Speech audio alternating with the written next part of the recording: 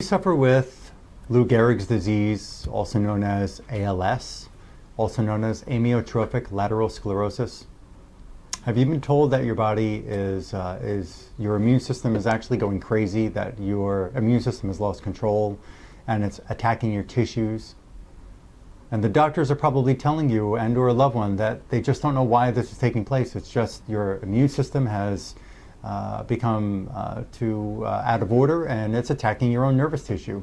My name is Dr. Lonnie Herman, and I'm going to give you a totally different insight into why diseases like Lou Gehrig's disease, or even similar like multiple sclerosis, or even another autoimmune disease like lupus, why these diseases occur in the body. And there's a different understanding that you really need to be able to start embracing to help you see that there may be light at the end of the tunnel, that you may really be able to unravel the hidden causes of your chronic disease and be able to help you live again and function again. And if you are following the mindset that there is going to be one day the invention of the cure, there is going to be a magic pill or a vaccine that's going to stop this terrible, horrible disease from destroying you, you can follow that mindset if you want to keep that hope in the back of your, in the back of your mind and in your prayers. And if you want to give money to those fundraisers, go right ahead, and that's your decision. But you've got to start acting now to help yourself figure out what's causing your condition and use real scientific-based methods to figure it out and help yourself start to remove these hidden stressors, these toxins, these infections, which there's another side of science with physicians who understand that autoimmune diseases are not the immune system going crazy, where the immune system is actually attacking chemicals and infections which are residing in your nerve tissue. So in this video, I'm going to share with you about a gentleman. He's close to 50 years old who has been diagnosed with ALS, and he's in a very compromised position with his health, with his functions of not only his limbs, but also his ability to speak, or lack thereof with speech, in other words. And I'm going to help you see from these exam findings just what the potential causes of this disease can really be for you or even a loved one, okay? So the first thing here, what we've got to understand is that we've got multiple tissues in our body that can be linked to a chronic autoimmune disorder in the body. And whether it's your myelin, whether it's your nerve tissue, your spinal cord tissue, the nerve cells, the motor neurons, the spinal fluid, your brain, any tissue in the body, your bone marrow, your connective tissues can all be involved in causing a serious autoimmune disease like this one called ALS. And let me just give you a bit of history about this gentleman who's, again, he's now close to 50 years old, and his condition started that was about back in maybe 2013. Right now it's 2016. Actually, today is July 1st of 2016. And in August of 2013, he was pretty much functioning normally, but started getting a bit weak in his left hand. This is way before, not way before, excuse me, but this was a little period of time before he started getting really weak in the rest of his limbs and losing the ability to speak. So in April through 2013, he started dropping things with his left hand. And by January to April of 2014 is when the diagnosis process of ALS was given to him, or figured out with MRIs and different kinds of neurological tests. Well, I went through a history with him and with his wife, who's a wonderful person. She's there by his side taking care of him. And that was definitely a very unique thing to see. She was very, very, very good to him. But I'll tell you something, that this gentleman, let's add up the number of stresses throughout his life that have been compounded into the state of disease that he's in today, or causing the state of disease he's in today. So again, he was born in 66, and in 67 he had his first open heart surgery. So right there's going to be toxic anesthesia chemicals that are neurotoxic chemicals that were given to him to knock him out, to put him to sleep so that they can do this open heart procedure. And I'm sure there were antibiotics prescribed to him back then. In 69, just a couple of years later, a second open heart surgery, again, more toxic anesthesia chemicals provided. and more antibiotics, I'm sure, provided. Sometime after there, he had his tonsils taken out, tonsil swelling. There were chronic strep throat conditions throughout the years, and there were multiple antibiotics given for all those strep throat occurrences throughout the years. So antibiotics have been discovered to actually cause certain nerve tissue damage. Whether you can understand that or not just yet, whether you can embrace that or are willing to embrace that just yet, I'm going to put a title of a journal about antibiotics, and if you take the time and write that down, and you take the time and research for yourself and see the damaging side effects of different types of antibiotics, like common ones like amoxicillin and even penicillin. I'm not knocking, when I say this, I'm not knocking antibiotics to say that, that they have never helped someone in history. Penicillin was able to actually help save lives many years ago, but there's really too much of the antibiotics prescribed, and there are some that are really seriously damaging antibiotics that we'll be getting into as we go through this video here.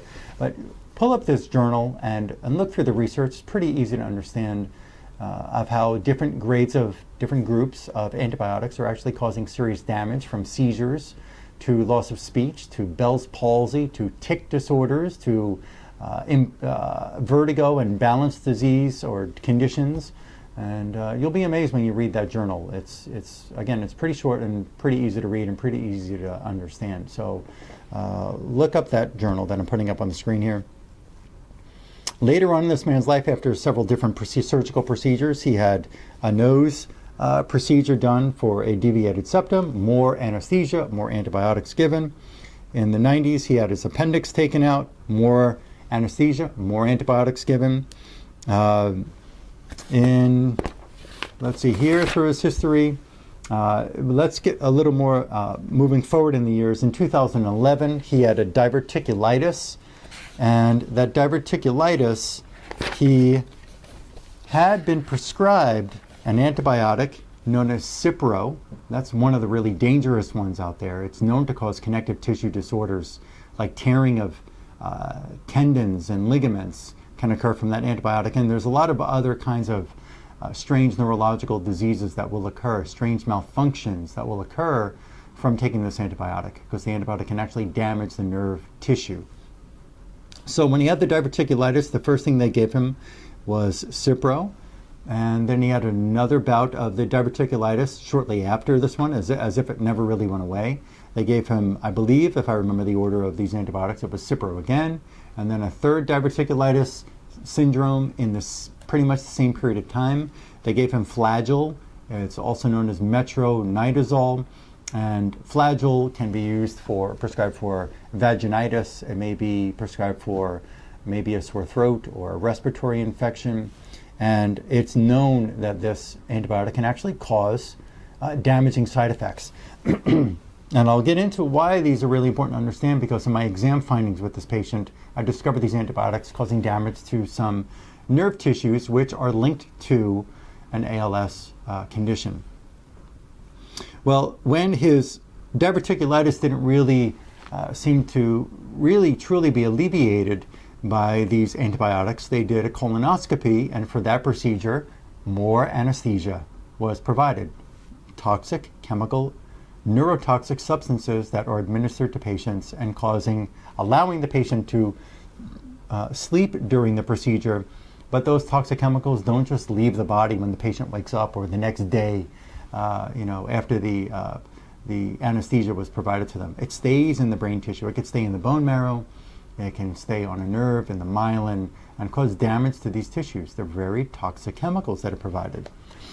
Also in this gentleman's history, he had a root canal in his mouth in 2012, which he had an abscess that developed, an infection inside the gums and in the jaw, and the abscess was really bad. And when they pulled the tooth, he told me, once they pulled that root canal and they went to clean out the abscess area, he said the smell of that infection was horrendous. Maybe that wasn't the exact word he used, but paraphrasing him, he said it was just really, really, really bad odor that was coming out of his mouth where this infection was. So what I understand about the teeth and the gums and the jawbone can actually be linked to these chronic autoimmune diseases. It was based on some research that the Germans actually produced going back, I think it was about the 50s or 60s. They created a chart known as the Meridian dental chart. And I'll put that up on the screen here so you can write that down, the Meridian dental chart. And they found that, and knowing already, and you probably do know, you may be aware of this, maybe not, but every tooth has an artery, a vein, a capillary, and a nerve. Every single tooth in your mouth. And those arteries, veins, capillaries, and nerves are connected to other arteries, veins, capillaries that are in the face, which then connect over to arteries, veins, capillaries that are in the neck, like your carotid artery, for example. So you can have and which then connects to blood vessels that go to your brain, to your spinal cord, to your bones, to all of your organs, to all of your tissues, therefore. When there's an infection that exists in the mouth, it can crawl across the face and go into a blood vessel like the carotid and go up into the brain. It can go down into the spine. It can go over to the heart. It can go down into various organs, the bone marrow, and all of these other tissues in the body can be infected. The other understanding that the Germans had provided the medical community, anybody who's willing to listen to this, real information, real scientific-based information, evidence-based information, is that an infection can actually exist in an organ first, like in the stomach, or it can exist in some other area in the body, and it can crawl up from that organ and go to the tooth, and through a blood vessel or through a nerve or through both. And it can make that tooth get infected, can make the tooth root get infected, where some dentist does a root canal, but that dentist and the patient and maybe another physician don't realize that the infection could be in the organ. You know, it's like gasoline feeding a fire. If you try to put out a fire over here by blowing on it, when you don't realize that there's fuel coming from this tank over here feeding that fire, you're never going to be able to put out that fire with water or with a blanket. I mean, you've got to be able to turn off the fuel that's feeding that fire. That makes sense, right? So let's just say you have an infection that's in the stomach that was never figured out, never discovered, and there was no stomach pain, and the infection kept crawling up to the tooth. They do a root canal on that tooth. You feel no more pain in the tooth, but they don't turn off the infection that's feeding that tooth, and the infection just keeps pouring up there, and you get your gums infected, you get an abscess, the jawbone gets infected. We call that cavitation, infection in the jawbone, not a cavity, but a cavitation. And root canals are known, which you can also look up some other terms I'll put here on the screen.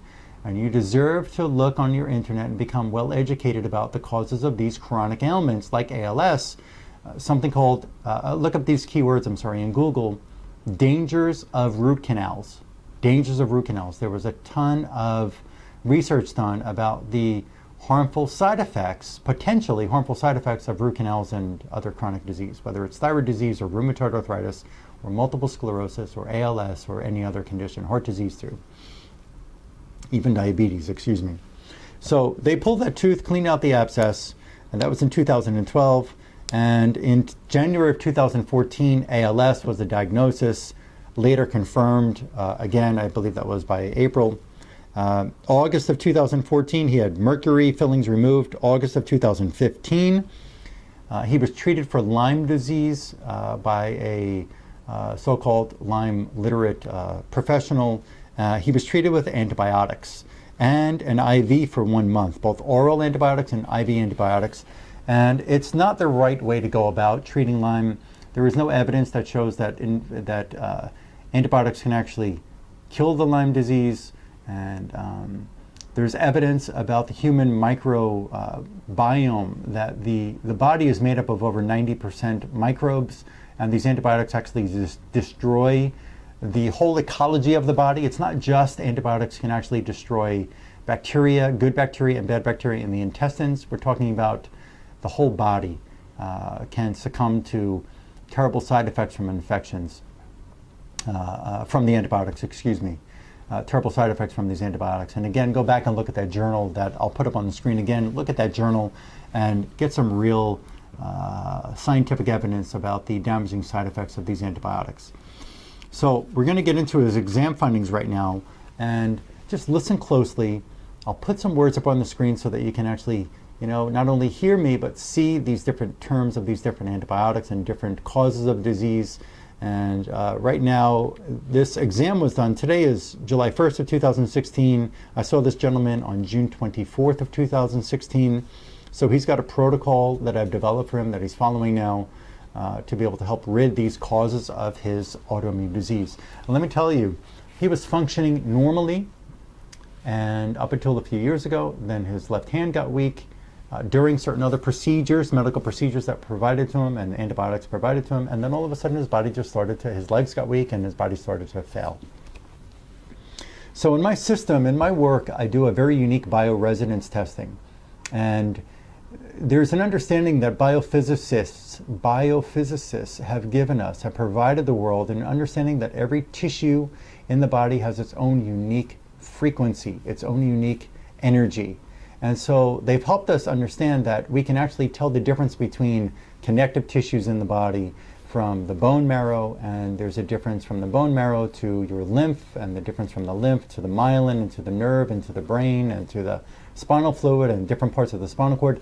Everything has its own specific unique energy that we can actually use samples of these tissues and do a stress reflex analysis with your body with a very unique system that I provide here in my clinic, and find what's going on in that tissue. Is the tissue stressed? And then we could find with samples of these different, and I have samples here in my clinic of all these different antibiotics and all these different over-the-counter medicines that can be toxic to the body. I have samples of all these different bacteria. There's probably about 40 or so different bacteria samples I have in different vials. I have different parasites and different viruses and vaccine chemicals and mercuries and heavy metals and molds and candidas and different fungi and Lyme infection and the co-infections with Lyme and anesthesia chemicals. I've got all these different substances and that I can actually, and toxins and infections, excuse me, that I can study the tissue at question and find out what's in there. So if the tissue is stressed, if it's weak, it's degenerative. Why is it degenerative? That's what you've got to ask. Why is the tissue under such stress? Why is it failing? And that is my job. My job to do for you is to not only find out why that tissue is failing, that you won't find out with a blood test, you won't find out with a stool test, you won't find out with any kind of colonoscopy or endoscopy or MRI. You're not going to find why the tissue is failing. So we've got to find out why the tissue is failing. What infection, which toxin, which maybe electromagnetic stress, like cell phones and Wi-Fi and so on, are causing damage to the tissue. So in this gentleman's tissue, the first degenerative tissue that showed itself in this, or presented itself in this exam, was his reticuloendothelial system. This system is made of reticular connective fibers which make up your bone marrow, make up your lymph, make up all of your organs. So we're talking about the whole body pretty much with this reticular connective tissue connected to your endothelial system, which is your blood vessels. So we have connective tissues and blood vessels in this reticuloendothelial system. That also helps control our immune system response. We have these macrophages, these big white blood cells that gobble things up like a Pac-Man, gobbling up infections in the body. And his whole connective tissue and blood vessel system is stressed, is being damaged by a pernicious agent known as Cipro, which I found in his exam. He is provided remedies that will remove that toxic agent from these connective tissue and blood vessels. I found other antibiotic residues damaging his reticuloendothelial system. I also found that he had a serious amount of the Flagyl antibiotic, the metronidazole Flagyl antibiotic, damaging his and saturated in damaging his reticular connective tissues and his blood vessels. That in itself is enough to cause a plague in the body. That seems to be some invisible or an illness caused by some invisible, strange alien creature that all of a sudden his body just went crazy and started attacking itself. The body doesn't attack itself. Your immune system is not stupid. Your immune system is programmed to fight infections and toxins, and that's it. The body doesn't turn on its own tissue. Autoimmune disease is misrepresented by most physicians. They're telling you the body just went crazy and it's attacking itself. The body, the immune system is perfect. It's programmed to attack infections and toxins and try to remove them. But sometimes it's overwhelmed and it can't get the job done. Especially now when we have all these different types of anesthesia chemicals in the body and all these different antibiotics, and it's just destroying him. So again, in his connective tissues and blood vessels, there was cipro, flagell, and antibiotic residues that are just damaging these tissues. I found that his glial cells, I have a sample of the microglial cells in the brain, which help to deal with stress and inflammation and fight infection, and his glial cells are being damaged by strep infection. The third tissue that came up in the order of importance, order of priority, what's number 1, what's number 2 and 3. If a physician can't find out what the worst tissue in the body is, then they may never be able to really get you well. And using a steroid or using an immune suppressive medication is really not the way to stop this disease from getting worse. It may help you actually it may cause you, not help, but cause you to get more infection in the body using immune suppressive meds and steroids. So the third degenerative tissue was his bone marrow. And in the bone marrow, we had cipro again damaging it, flagell, that antibiotic damaging his bone marrow. This is where your blood cells are made, your red blood cells, your white blood cells, and your platelets are made in your bone marrow. So when the bone marrow is infected, when it's toxic and it's making blood, what do you think is happening to that blood? Do you think the blood is being created and it's clean? Or is it being created and it's carrying toxins, and the blood cells are actually going out to the body and carrying those toxins to various tissues? It's also, an understanding that I have that maybe your bone is just not making healthy blood, period. It can't get the job done when the bone marrow is so saturated with these poisons, with these toxins, these antibiotics, and other infections. So the third toxin I found in his bone marrow was the Z-Pak antibiotic, erythromax. I found a muscle relaxer called tizanidine in his bone marrow as well.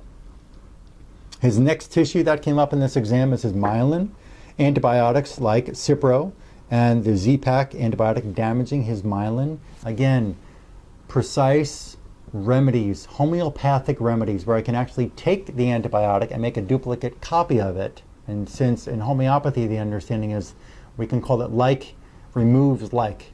So we can give a perfect remedy dose of itself to remove that toxin from the tissue where we found it.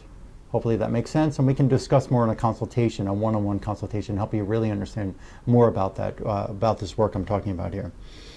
So in his myelin, it's being damaged by the antibiotic residues of cipro and Z-Pak. I found his nerve tissue being damaged by cipro, his nerve tissue being damaged by flagell, and his nerve tissue was being damaged by Lyme infection. The nerve tissue also was having damaging side effects from a tetanus vaccine that he had sometime in the past.